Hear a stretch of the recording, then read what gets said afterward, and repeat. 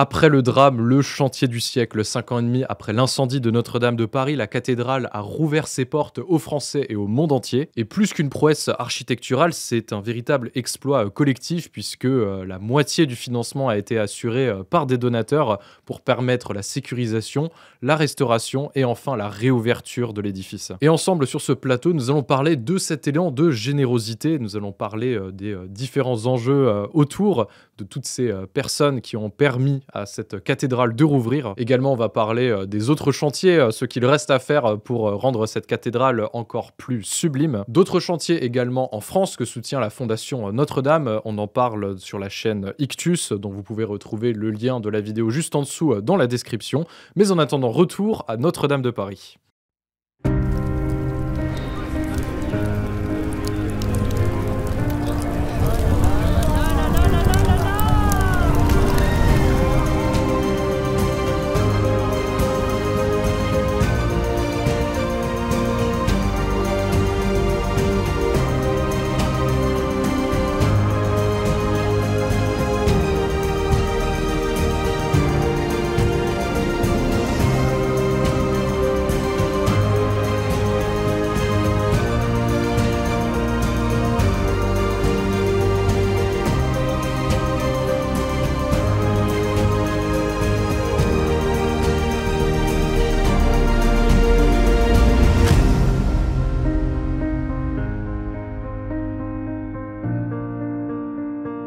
Et ensemble, sur ce plateau, nous allons parler plus en détail justement de ceux qui ont rendu tout ceci possible, en particulier cet élan de générosité. Et également parler de l'avenir, puisqu'aujourd'hui tout commence, ou plutôt recommence pour Notre-Dame de Paris avec le nouvel accueil pour les visiteurs, mais également tous les chantiers qu'il reste encore à faire pour Notre-Dame. D'autres chantiers également en France, dont on parlera un peu plus en détail dans cette vidéo que vous pouvez retrouver sur la chaîne Ictus. Mais d'abord, revenons à Notre-Dame de Paris avec vous. Déjà avec moi pour commencer, Gaëlle Rau, vous êtes directrice générale adjointe pour la Fondation Notre-Dame. Merci d'être avec nous. Merci. Nous également, Manuela Machado, vous êtes responsable de la relation donateur, directement en lien avec tous ceux et toutes celles qui ont permis tout ceci d'être possible. Merci à vous. Et enfin, Gérard Leclerc, vous êtes un de ces donateurs de l'ombre pour témoigner ici sur ce plateau avec nous. Merci d'être là. Merci à vous. Alors, c'est la fin d'un chantier de 5 ans, on le disait. Un nouveau débute. Aujourd'hui, on en parlera juste après. Mais déjà, j'aimerais parler avec chacun de vous de toutes ces images qu'on peut retenir depuis 5 ans, depuis l'effondrement de la pointe jusqu'à cette nouvelle croix qui s'élève maintenant au-dessus de la cathédrale derrière nous. Également, on peut penser à toutes ces images du sauvetage de la couronne d'épines jusqu'au dévoilement du baptistère, du nouvel autel. Et j'avais envie de commencer avec vous, Gaëlle. Vous retenez quoi de tout ceci, si vous aviez un seul souvenir à garder? Alors, un seul souvenir, ça va être un petit peu compliqué, donc je vais être gourmande, je vais en prendre deux. Le premier souvenir, c'est un signe d'espérance, c'est l'image au lendemain de l'incendie, quand on voyait cet intérieur de la cathédrale complètement dévasté. Et derrière cet aspect dévasté, il y avait cette croix de couturier devant cette Pietà qui offrait le Christ au monde et voilà, qui était vraiment lumineuse, cette croix. Et donc, elle nous invitait à l'espérance et elle nous a invités d'autant plus à l'espérance que nous, en tant que Fondation Notre-Dame, on a été tout de suite embarqués par l'élan de générosité incroyable, national, international, qui s'est manifesté et voilà, on a tout de suite été mobilisés pour répondre et contribuer à cet appel et cette mobilisation. Donc ça, c'est la première image que je garde. Mais comme vous prenez toute la durée du chantier, il y a peut-être une petite image qui me reste également. C'est celle de la repose du coq au-dessus de Notre-Dame, donc en haut de la flèche.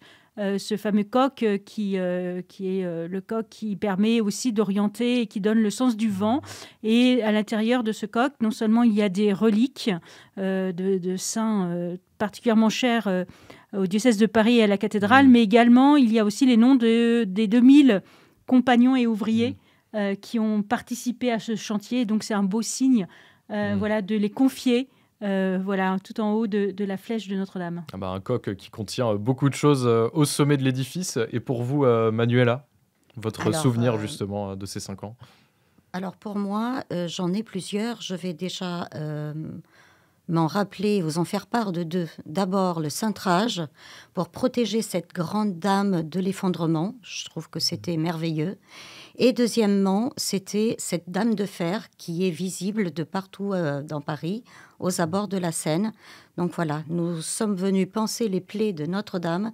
Et ça, ce sont deux images qui m'ont marqué. Et bien évidemment, au-delà de ça, ça a été l'accueil de près de 850 donateurs aux alentours de Notre-Dame. Donc nous les avons invités pour qu'ils viennent visiter Notre-Dame hors les murs. Ce sont vraiment beaucoup de souvenirs que je garde et j'espère pouvoir en partager d'autres avec vous. Et pour vous, Gérard, une image que vous avez retenue de ces 5 ans? Alors moi, c'est celle justement du groupe de charpentiers qui mettait donc la dernière ferme tout à fait en haut de l'édifice, là, et avec le bouquet final, comme on pourrait appeler, avec la photo. Ça m'est resté vraiment. J'ai dit, ah, ça y est, là, on est parti pour la fin. Et puis après, je peux dire aussi, c'est la minutie des restauratrices, des chapelles, etc. Alors ça m'a emballé avec le flocage qu'ils ont réussi, c'est une technique que je ne connaissais pas, vous savez, pour décoller les poussières, etc. Donc des murs, machin. Donc c'est une nouvelle technique. On projette comme un film et après on enlève, on tire sur ça et on s'aperçoit du miracle, la blancheur de la pierre, etc. C'est vrai qu'on a redécouvert beaucoup de techniques, voilà. de construction. Enfin, on n'était pas forcément très au fait avec comment on fait une cathédrale. Là, on avait un magnifique exemple sous les yeux, quoi. Exactement. Ça, c'est un groupe comme ça, c'est formidable. Eh bien, merci pour vos différents souvenirs. C'est vrai qu'on se souvient aussi beaucoup de cette stupeur qu'on a eue il y a un peu plus de 5 ans et demi maintenant devant cet incendie et de cet élan de générosité qui a presque tout de suite suivi en fait, cette détermination à se dire on va rebâtir Notre-Dame de Paris, on va la rendre plus belle encore que ce qu'on a connu. Et pour ça, justement, il a fallu rassembler les différentes énergies, les différents moyens. Et j'avais envie de reprendre avec vous, justement, Gérard, sur ce don que vous faites, même depuis de ce que vous m'avez expliqué déjà avant cet incendie à la Fondation. Qu'est-ce qui vous a poussé à, je dirais, continuer cet effort d'aider la cathédrale à partir de l'incendie, justement? Oui, donc... comment je veux dire, comme j'ai une grosse attache avec Notre-Dame, et donc c'était tout à fait dans mon intention, dès le départ, d'aider justement pour faire les dons, justement, pour qu'on puisse rétablir rapidement et tenir justement la reconstruction assez facile. Et donc... Voilà, c'est un élan de générosité, si vous voulez, que j'avais envers la Vierge Marie. Elle a une place importante pour vous, justement, dans cette... Très importante pour moi, voilà. Parce que c'est vrai que quand on parle de la cathédrale, il y a cette dévotion mariale, il y a aussi tout ce qui tourne autour sur le lien avec l'édifice en lui-même. Vous, justement, vous étiez habitué à y aller à Notre-Dame de Paris? Oui, exactement. Et donc j'avais une certaine, comment je veux dire, c'était assez régulier que j'allais donc à la cathédrale. Et même si on ne m'arrêtait pas, je faisais des prières, justement, à l'intérieur, assez régulièrement. Et voilà. Donc c'était tout à fait logique que je puisse continuer quand même dans le futur, de continuer. C'était pour moi impensable de ne pas y retourner. Il fallait donc le remettre en état rapidement. Et là, en 5 ans en plus, c'est très rapidement, j'ai envie de dire, pour un tel édifice, quoi, effectivement. C'est pour ça que, oui, il y a eu une impulsion qui a été donnée par le chef d'État, et disons que, voilà, donc ça a pu se faire aider justement par la générosité de beaucoup, qui nous a permis quand même d'effectuer ces travaux. Et cette générosité, justement, elle s'est beaucoup rassemblée à la Fondation Notre-Dame, justement. Et j'avais envie de parler déjà avec vous, Gaël, justement, de tous ces travaux qui ont été faits. Alors, on a quand même les grandes lignes de tout ce qui a été fait pour cette restauration. Est-ce que vous pourriez nous rappeler peut-être une ou deux choses que la Fondation a permis justement grâce à tous ces donateurs? Alors, oui, merci. Deux grandes choses. En fait, il y a eu deux grandes phases de travaux. Je ne sais pas si vous vous souvenez. La première phase, c'est la phase de sécurisation sur laquelle, en fait, comme les autres fondations, nous sommes intervenus. Elle a quand même duré presque 2 ans, hein, notamment parce que le Covid est venu perturber un peu le chantier. Donc, jusqu'à l'été 2021, il y a eu 150 millions attribués pour la phase de sécurisation. Donc, y compris la dépose de cet échafaudage complètement brûlé, dont tous les assemblages étaient soudés ensemble. Donc, une opération extrêmement complexe, extrêmement difficile. Voilà, première opération. Et puis, à partir de l'été 2021, la phase vraiment proprement dite de restauration, un peu plus de 550 millions d'euros. Voilà, donc avec le rôle de la Fondation Notre-Dame, qui est notamment de travailler avec l'établissement public et les autres fondations autour d'un comité de suivi et un comité de donateurs pour permettre de verser les fonds progressivement au fur et à mesure des besoins et des appels de fonds organisés. Voilà, premier élément. Et puis, la Fondation Notre-Dame a par ailleurs un rôle qui lui est propre, vraiment spécifique, qui est celui d'accompagner le diocèse de Paris en tant qu'affectataire de la cathédrale. Et la Fondation Notre-Dame, grâce à ses donateurs, et notamment 20% des donateurs de la souscription nationale, ont accepté, et on les remercie vraiment chaleureusement, de soutenir pour à peu près 7 millions d'euros les aménagements intérieurs, c'est-à-dire tout le mobilier liturgique, et puis aussi l'installation vidéo, son, lumière, qui sont tout à fait essentielles pour permettre à la vie liturgique de reprendre au sein de la cathédrale. Et pour la vie liturgique, il faut dire aussi que pendant 5 ans, nous avons aussi soutenu Musique Sacrée à Notre-Dame de Paris, donc cette maîtrise, cette école de formation d'excellence qui permet justement le chant liturgique à l'intérieur de la cathédrale. Quand on parle de mobilier, on va donc penser aux différentes chaises qui ont été refaites, au baptistère, à l'autel. C'est ça qui rentre dedans quand c'est on parle de exactement mobilier, cela, c'est ça? tout à fait. Donc tout ce qu'on va pouvoir admirer maintenant dans les prochains temps, maintenant qu'on peut enfin retourner à Notre-Dame. Et Manuela, justement, vous qui étiez directement en lien avec tous les donateurs, vous en retenez quoi justement de ces 5 ans? Déjà, j'imagine que vous avez dû avoir beaucoup de coups de fil, justement.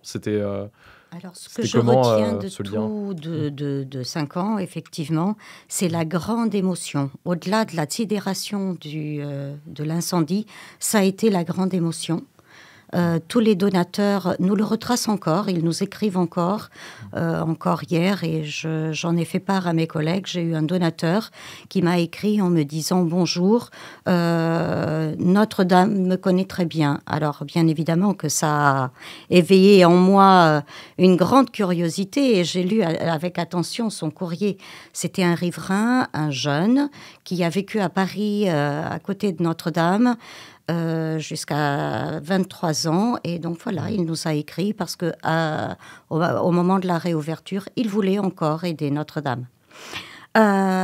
Tous les donateurs nous témoignent et nous ont témoigné la grande espérance de revoir Notre-Dame de Paris ouverte, prête à accueillir, fidèles, les donateurs, qui peuvent être fidèles ou pas, puisque nous avons beaucoup de donateurs qui ne sont pas fidèles, tous les visiteurs, voilà, ils souhaitent que Notre-Dame soit vivante, accueillante, et qui puisse permettre effectivement, comme il y a des siècles, que tous puissent rentrer à l'intérieur.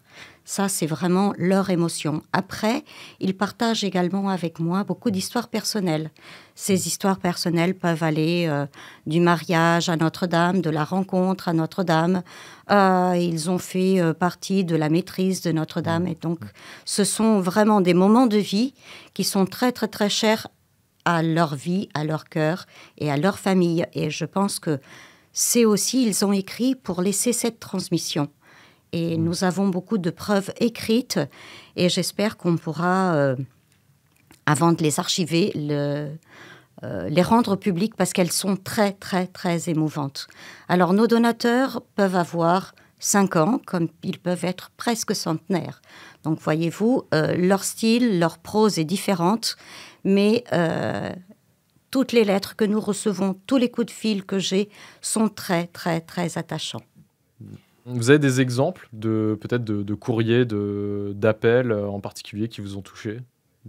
Nous avons, donc, au-delà des donateurs, il y avait tous ceux aussi qui voulaient venir en aide à Notre-Dame en proposant leurs services. Et nous avons Paul qui nous dit « Je suis retraité, mais j'ai pris mon marteau et mes ciseaux pour partir vers Paris si besoin. » 3 petits points, appelez-moi.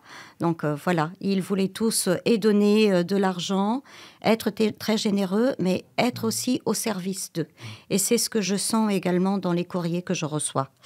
Il y a une autre personne qui me dit « Notre-Dame si belle, qui fait battre mon cœur de Parisienne, où j'ai été confirmée. » Donc voilà, beaucoup d'histoires avec des souvenirs personnels. Souvenirs personnels de mariage, de confirmation, de maîtrise, de rencontres, puisque je pense que le pont qui est juste en face de Notre-Dame, s'il pouvait parler, il nous parlerait, il nous dicterait beaucoup de jolies phrases qui ont été dites entre jeunes couples, jeunes fiancés. Il y a des fiancés qui nous ont écrit également en disant « Voilà, nous venons de nous fiancer et nous allons à Notre-Dame, nous sommes allés, tout de suite à Notre-Dame pour remercier notre belle Vierge. » Voilà, ce sont vraiment des choses très émouvantes. D'autres sont tristes, d'autres sont effondrés.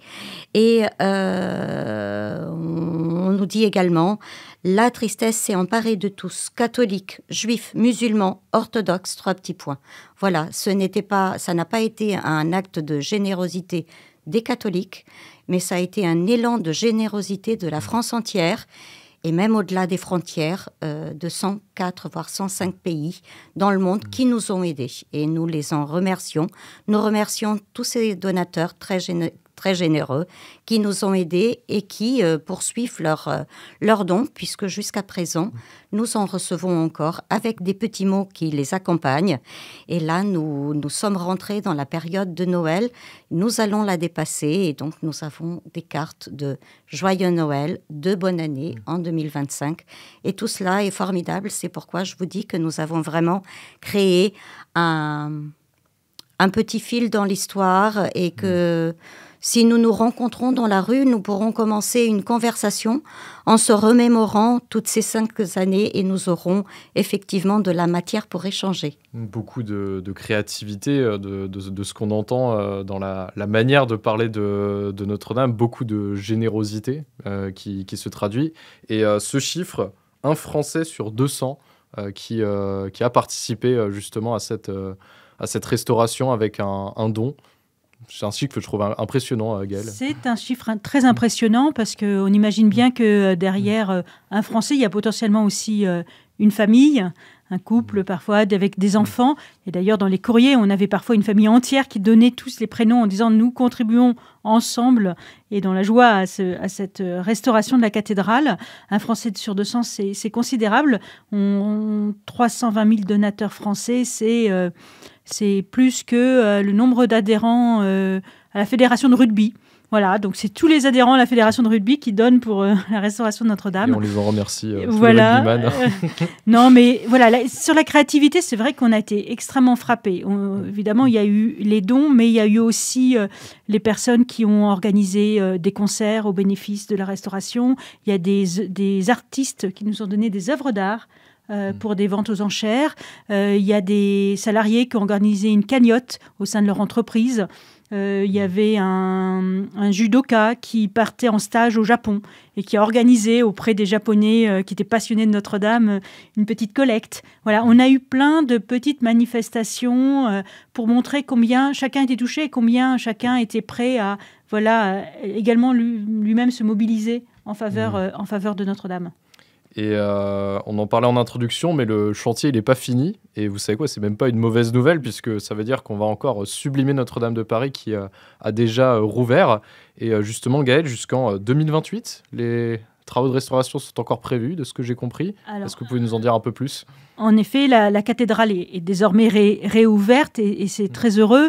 Il reste aujourd'hui, en fait, l'emploi d'à peu près 150 millions d'euros de promesses des grands mécènes, parce que tout l'argent des donateurs ont été employés durant ces 5 ans, mais les grands mécènes avaient promis des montants très conséquents et ils se sont engagés d'ailleurs très fortement aussi pour qu'une nouvelle phase s'ouvre qui correspond en fait à la phase des dommages qui avaient déjà été identifiés avant même l'incendie, c'est-à-dire notamment la restauration de tous les arcs-boutants du chevet, la restauration aussi de l'extérieur de la sacristie, de l'extérieur du presbytère.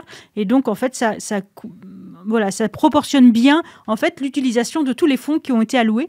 Donc, finalement, tout correspond bien à ce qui est nécessaire.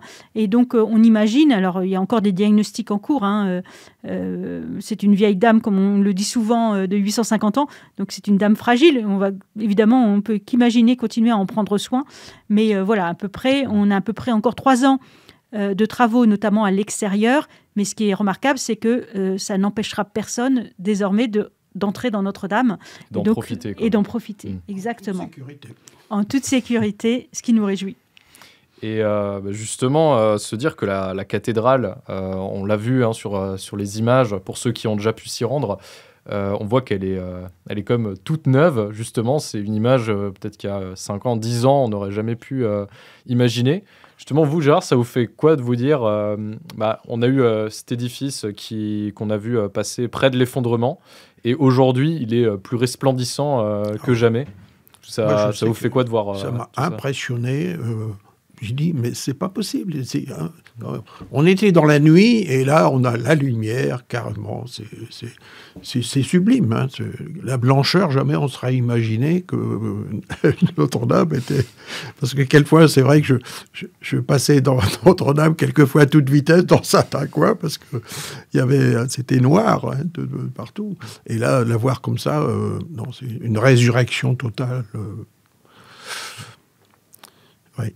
Et qui vaut le coup d'être vécu. Justement, moi, vu mon âge, je dis, est-ce que je vais pouvoir voir effectivement la fin des travaux, etc. Parce que, comme ayant dépassé les 80 ans, je disais, mais est-ce que je vais pouvoir avoir cette chance de pouvoir pénétrer et de regarder ce miracle, en définitive. Pour moi, c'est un miracle. C'est vrai que c'est vraiment une grande chance qu'on a d'avoir eu rapidement ces images, cette blancheur que l'on peut voir aujourd'hui. Quand vous voyez cette croix qui était lumineuse, etc., et qu'on vous revoit la même chose, mais dans la splendeur, dans l'éclat et tout, c'est formidable pour moi. Et justement, il reste ces 3 ans encore pour Notre-Dame et pour la Fondation. C'est évidemment la cathédrale, également d'autres projets. Manuela, justement, là pour ces 3 ans, qu'est-ce que vous avez envie de dire justement à tous ceux qui ont déjà donné et participé à cette reconstruction, cette restauration que l'on voit aujourd'hui, avec ces 3 maintenant nouvelles années qui s'ouvrent devant nous pour un nouveau chapitre, j'ai envie de dire? Alors, en effet, à tous ceux qui nous ont soutenus jusqu'à présent, je voudrais leur dire merci. Et merci encore. Je pense que nous les remercions à chaque fois, mais jamais assez à la hauteur de l'élan de générosité qu'ils ont eu vis-à-vis de Notre-Dame. Au-delà de ça, je souhaiterais effectivement garder ce contact privilégié que j'ai pu bâtir jusqu'à présent. Nous avons communiqué avec eux, nous leur avons donné des informations tout au long de ces années par les lettres d'information. Nous avons pu les conduire à des événements, nous avons pu les inviter à des conférences. Je pense à une conférence sur les mets. Il y a quelques années, les donateurs étaient très contents. Nous avons invité beaucoup de donateurs à visiter Notre-Dame hors les murs. Ils étaient ravis.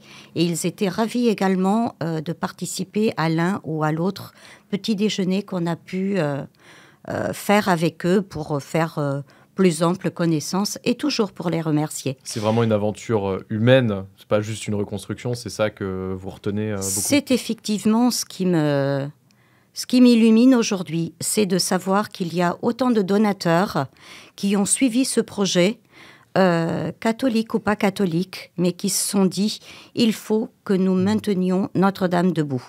Et c'est effectivement ce que je souhaiterais construire ou poursuivre dans la construction avec les donateurs. C'est qu'au-delà de ce qui a été fait avec l'ouverture de cette belle dame et toutes les commémorations, au-delà de cela, c'est effectivement de les garder, de pouvoir échanger avec eux, pour qu'ils soient fiers de ce qu'ils ont pu faire et de ce qu'ils ont permis de faire par leur générosité. Mais écoutez, merci à vous et merci à vous tous d'être venus sur ce plateau. Et oui. Alors peut-être aussi redire que la Fondation Notre-Dame, qui a un peu plus de 30 ans, elle a été créée avec un objet aussi très large de soutien à la solidarité, l'éducation et la culture. Et souvent, dans l'équipe, on dit que on a l'enjeu de relever des pierres, d'autant plus quand c'est des pierres telle Notre-Dame avec toute sa dimension spirituelle. Mais aussi, notre objectif, c'est de relever des hommes, permettre à des personnes en grande difficulté, en grande précarité, de retrouver leur dignité. Et on a au sein de la Fondation Notre-Dame, et si vous allez sur notre site internet fondationnotre-dame.fr, vous découvrirez un ensemble de projets qu'on identifie, qu'on accompagne, qu'on sélectionne, qu'on soutient, qu'on accompagne aussi dans la durée. Et que ce soit au bénéfice de colocations solidaires, de personnes de la rue, de familles en difficulté, de jeunes qui ne peuvent pas partir en vacances. Voilà, on a un ensemble d'actions. On a aussi une 60aine de fondations abritées qui démultiplient aussi et qui confortent cette mission que nous portons au sein de l'Église catholique. Et donc vraiment aussi, on remercie tous les donateurs qui pourront aussi apporter leur pierre à l'édifice pour toutes nos actions. Eh bien, merci à vous d'être venu sur ce plateau et merci à vous pour avoir suivi cette vidéo jusqu'au bout. Vous l'aurez compris, les chantiers continuent. La Fondation Notre-Dame a encore besoin de votre aide pour rendre Notre-Dame de Paris encore plus sublime. Et une chose que vous pouvez faire pour soutenir ce projet, c'est notamment de partager cette vidéo. Également, je vous invite à vous rendre sur la chaîne Ictus où l'on va parler de ce patrimoine religieux de manière plus générale en France, car si la cathédrale de Paris est le joyau justement de ce trésor, c'est de tout le trésor dont il faut également prendre soin. Merci de nous avoir écoutés jusqu'au bout et à très vite à Notre-Dame de Paris.